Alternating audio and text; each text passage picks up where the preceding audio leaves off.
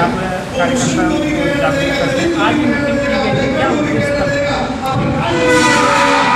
Bahujan Samaj party की राष्ट्रीय अध्यक्ष, हम सबकी नेता परम आदरणीय माननीय बहन जी के दिशा निर्देश पर यह बहुजन समाज पार्टी के तत्वाधान में मंडल स्तरीय पदाधिकारी बैठक बुलाई गई थी। माननीय बहन जी का निर्देश हुआ है कि हम सभी लोग प्रति विधानसभा वार 75,000 सदस्य बनाने का लक्ष्य माननीय बहन जी ने दिया है और समय भी निर्धारित कर दिया है, जिसे जुलाई के महीने में हमें कंप्लीट कर लेना है। इसके लिए हम सभी लोग आज बैठक बुला करके अपने विधानसभा सेक्टर तक के पदाधिकारियों को निर्देशित किया है और हम लोग स्वयं जो हमारे सीनियर मोस्ट साथी, हमारे सीनियर साथी हैं, मंडल प्रभारी लोग हैं और हमारे जिलाध्यक्षगण हैं, हम सभी लोग खुद अपना कार्यक्रम बना लिए हैं और हम लोग 6 तारीख से लगायत आने वाली 31 जुलाई तक माननीय बहन जी के दिशा निर्देश में प्रति विधानसभा 75,000 मेंबर बनाने का काम करेंगे। और अगर हम 75,000 सदस्य बना लेते हैं तो निश्चित रूप से आने वाला समय 2024 हो चाहे 2027 हो, बहुजन समाज पार्टी का होगा। बहुजन समाज पार्टी से कुछ नेता निकल के इधर उधर पार्टियां में गए हैं, कहते हैं कि बहन जी अपने कार्यशैली से भटक गई हैं और मानवर काशीराम के मूवमेंट को घुमा रही हैं, इसके बारे में क्या कहें? देखिए, चूँकि जो नेता बहुजन समाज पार्टी से निकले हैं, आप मीडिया के साथी हैं, आप इसके पहले भी आपने देखा है हमारे 40-40, 45-45 MLA टूटे थे।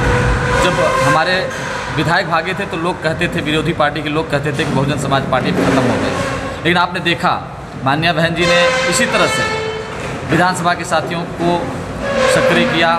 हमारे बहन जी के निर्देश पर हम सभी लोग लगे सेक्टर वाइज, बूथ वाइज, जब हमारे तमाम सक्रिय साथी, पदाधिकारी साथी जब अपना काम किए तो 2007 में पूर्ण बहुमत की सरकार बन गई।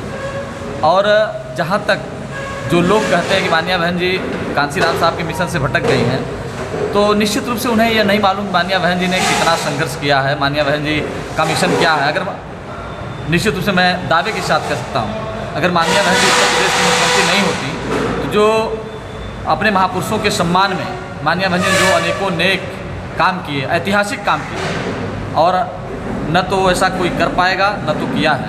आपने देखा अपने महापुरुषों के सम्मान में डॉक्टर अम्बेडकर ने मित्र ग्राम विकास योजना रखा, महामाया पेंशन योजना रखा, साथ ही साथ सावित्रीबाई फुले शिक्षा मदद योजना। जिस मनवादी व्यवस्था के लोग चाहते थे कि इनके महापुरुषों का नाम खत्म हो जाए, माननीय बहन जी ने निश्चित रूप से अपने महापुरुषों के सम्मान में और निश्चित रूप से माननीय कांसीराम साहब के मिशन को, बाबा साहब डॉक्टर अम्बेडकर के कारवां को आगे बढ़ाने का काम किया। इसमें कोई दो राय नहीं। अगर बहन जी मुख्यमंत्री नहीं होती तो आज जो शान से हमारे खास करके निर्बल वर्ग के लोग, चाहे हमारा मोस्ट बैकवर्ड साथी हो, चाहे हमारा SC ST का साथी हो, चाहे माइनॉरिटीज का साथी हो, चाहे हमारे फॉरवर्ड के ही साथी क्यों ना हो, अगर आज हम लोग सीना तान के चलने का काम कर रहे हैं तो ये निश्चित रूप से बहुजन समाज पार्टी की मुखिया माननीय बहन जी के मुख्यमंत्री काल की देन है, उनके मुख्यमंत्री बनने की वजह से है। मनवादी व्यवस्था से मतलब किसी जात से नहीं है, बल्कि हमारे समाज में भी ऐसे तमाम मनवादी पोषक लोग हैं जो मंदिरों में जाके पूजा करते हैं, और हमारे तमाम ऐसे प्रकाष्ठ के लोग हैं जो हमारी विचारधारा से जुड़े हैं। तो मनवाद का मतलब किसी जात से नहीं है, बल्कि वाद से है, मित्रवाद, मनुवाद। इसी बात को लेकर 1585 का अपना नारा है, 1585 की बात करते हैं। मानवर कांसीराम ने 1585 का नारा दिया और 1585 को इकट्ठा करने का काम किया। आप लोग सर्वजन सुखा की बात करते हैं। देखिए, आप लोगों को शायद वह इतिहास नहीं मालूम है।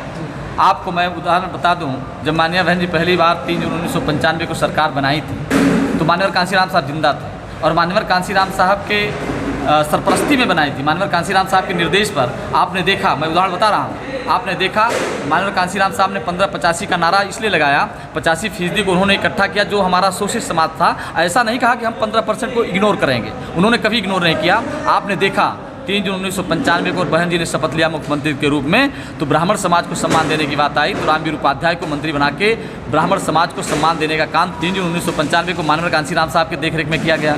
ठाकुर जयवीर सिंह को मंत्री बनाया गया, हरकिशन श्रीवास्तव को मंत्री बनाया गया, जगदीश नारायण राय को मंत्री बनाया गया, जो बिहार समाज से है, कायस्थ समाज से, ठाकुर समाज से, सबको बनाया। माननीय कांसीराम साहब कभी भी 15% को इग्नोर नहीं किया। आज की डेट में आप लोग माइनॉरिटी के ऊपर काफ़ी फोकस कर रहे हैं और देखा जा रहा है जनरल के लोग कहीं ना कहीं भाजपा की शरण में जाकर हैं, और माइनॉरिटी को आप लोग किस तरह मोटिवेट करें? देखिए, निश्चित रूप से चूँकि मानव कांसी राम साहब ने कभी एक नारा दिया कि दलित मुसलमान करो विचार, कब तक सहोगे अत्याचार। चूँकि ये पीड़ित लोग हैं, दलित समाज, मुस्लिम समाज के लोग पीड़ित लोग हैं, पीड़ित पक्ष है, इसलिए इस पर जो ज़्यादा जिसके ऊपर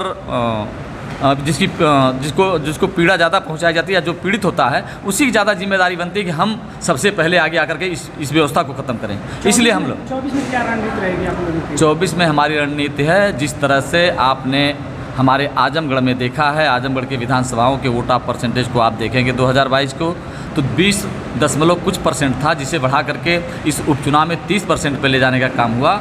मैं दावे के साथ कह सकता हूं कि निश्चित रूप से हम लोग जिस तरह से माननीय बहन जी ने आज 75,000 मेंबर बनाने की बात की है, जिस तरह से सर्व समाज को जोड़ने की बात की है, अगर हम सभी लोग इसमें मेहनत और निष्ठा से ईमानदारी से काम कर लिए तो आने वाला 2024 हमारा होगा और निश्चित रूप से माननीय बहन जी देश की प्रधानमंत्री बन सकती हैं।